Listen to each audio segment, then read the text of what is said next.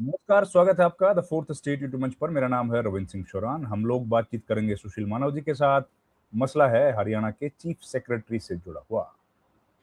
अभी अनुराग रस्तोगी हैं और उनको एडिशनल चार्ज दिया गया है राइट टू सर्विस कमीशन के चेयरमैन का, और वो रिटायर हो चुके हैं, लेकिन 1 साल का एक्सटेंशन उनको दिया गया है। तो अब वो रिटायर होंगे तो उनकी जगह कौन आएगा? 3-4 लोगों के नाम हैं, जिनमें एक महिला नौकरशाह भी हैं, कतार में हैं, और one of the front runners हैं। सुशील जी नमस्कार, बहुत बहुत स्वागत है आपका।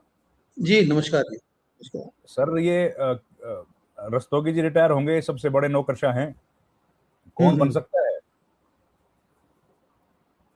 देखिए वैसे इनको रिटायर हो जाना था 2025 में, 30 जून 2025 में, मगर इनको सरकार ने 1 साल की एक्सटेंशन दे दी थी। सरकार के क्योंकि करीबी हैं, तो बीच में चर्चा ये थी कि शायद इनको थोड़ी एक्सटेंशन और भी मिल सकती है, मगर अब क्योंकि पीछे आपको ध्यान है इनकी हार्ट सर्जरी हुई थी, तो कुछ समय के लिए तब ये ऑफिस में भी नहीं आ पाए थे। अभी पिछले 4 तारीख को सरकार ने इनको, जब TC Gupta right to service commission chairman पद से रिटायर हुए 65 साल की अपनी उम्र पूरी करने के कारण, तो उसका एडिशनल चार्ज अनुराग रस्तोगी जी को दिया गया है। तो सरकार ने एक किस्म से ये हिंट दिया है कि शायद सरकार उनके लिए सोच चुकी है कि उनको कहाँ प्लेस करना है 30 जून के बाद। तो हो सकता है उनको वहाँ पे परमानेंटली जो है उनको, क्योंकि अभी वो 61 साल के हैं, तो 4 साल और वहाँ पे काम कर सकते हैं, क्योंकि 65 साल की उम्र तक वहाँ पे रहा जा सकता है राइट टू सर्विस कमीशन में। और तो अभी शायद मेरे ख्याल में इनके टर्म बाद पहले कौन 5 साल, शायद 3 साल की कर दी गई है, मेरे ख्याल 3 इनके साल बाद अब काम। कौन कौन कौन लाइन में है, कौन कौन दौड़ रहे हैं दिल्ली से चंडीगढ़ के बीच में, सर?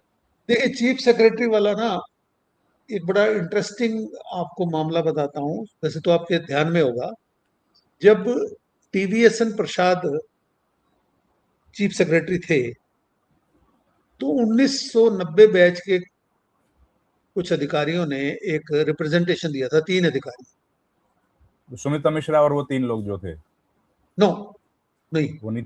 सुमिता मिश्रा और सुधीर राजपाल के विरुद्ध था वो रिप्रेजेंटेशन। अच्छा। रिप्रेजेंटेशन था जिनमें एक खुद अनुराग रस्तोगी थे, हाँ। एक वंडरू राजाशेखर थे, और एक अंकुर गुप्ता थे। तो उन्होंने ये कहा था कि 1990 बैच में सुधीर राजपाल को और सुमिता मिश्रा को हमारे ऊपर रखा गया है, जबकि हम मूल रूप से हरियाणा काडर के हैं। क्योंकि ये अनुराग रस्तोगी, वी राजाशेखर और अंकुर गुप्ता के अलावा एक आनंद मोहन शरण भी थे उसी बैच के। तो उनका कहना था कि हम सबसे वो नीचे आने चाहिए, क्योंकि ये बाहर के काडर से ट्रांसफर होके हरियाणा में आए थे बाद में। और उन्होंने एक एग्जाम्पल भी दिया था उसके लिए, कि ये सेटल्ड लॉ है कि अगर कोई अधिकारी दूसरे काडर से ट्रांसफर होके हरियाणा में या किसी किसी स्टेट में आता है, तो उसको बाकी, ये मामला था आईएएस ऑफिसर अलका तिवाड़ी का, जिसका हवाला दिया गया था, कि अगर कोई अधिकारी दूसरे काडर से ट्रांसफर होकर आता है, तो उनको जो मूल राज्य के काडर के अधिकारी हैं उनसे नीचे रखा जाता है सीनियोरिटी लिस्ट में। तो सुधीर राजपाल तो कोई शक नहीं है कि वो हिमाचल प्रदेश काडर से ट्रांसफर होकर हरियाणा में आए थे। मगर सुमिता मिश्रा ने अपनी जवाब में ये कहा था कि मेरा कभी भी कोई बाहर का काडर रहा ही नहीं, मुझे हरियाणा प्रोविजनली दिया गया था, जो बाद में कंफर्म कर दिया गया। तो किसी भी समय पे मैं किसी और काडर की थी ही नहीं।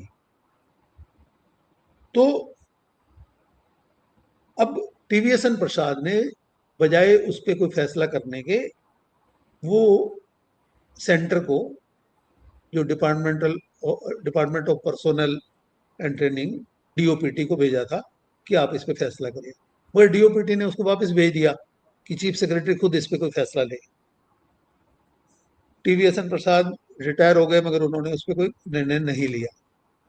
उसके पश्चात खुद अनुराग रस्तोगी को चीफ सेक्रेटरी बना दिया गया। अब कानून के अंदर एक there is a notion of justice की नो वन कैन बी जज ऑन वंस ओन कॉज, आपके अपने मामले में आप जज नहीं बन सकते।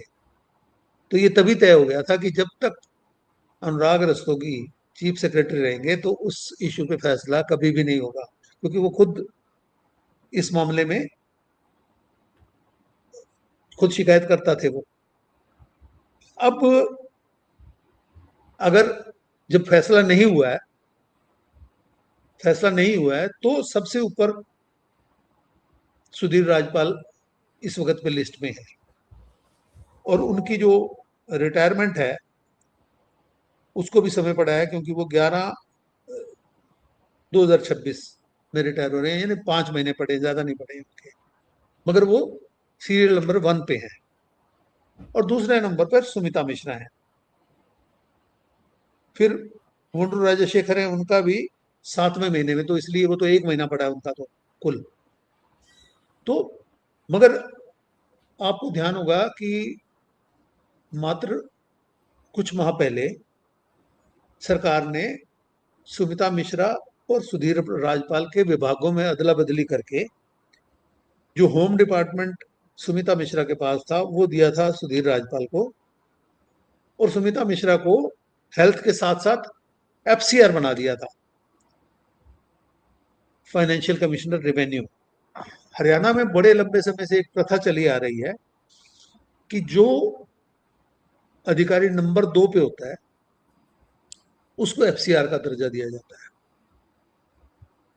तो उस मायने में सरकार ने जब सुमिता मिश्रा को एफसीआर का दर्जा दिया, अदरवाइज तो सीनियर मोस्ट तो सुधीर राजपाल थे ना, मगर जब, और ऐसा नहीं है कि उससे पहले जब जब उन्होंने सुधीर राजपाल और सुमिता मिश्रा के विभागों की अदला बदली की, तो वो सिर्फ हेल्थ और होम की बात कर रहा हूं, एफसीआर का चार्ज रखा हुआ था खुद अनुराग रस्तोगी ने, जो कि चीफ सेक्रेटरी थे।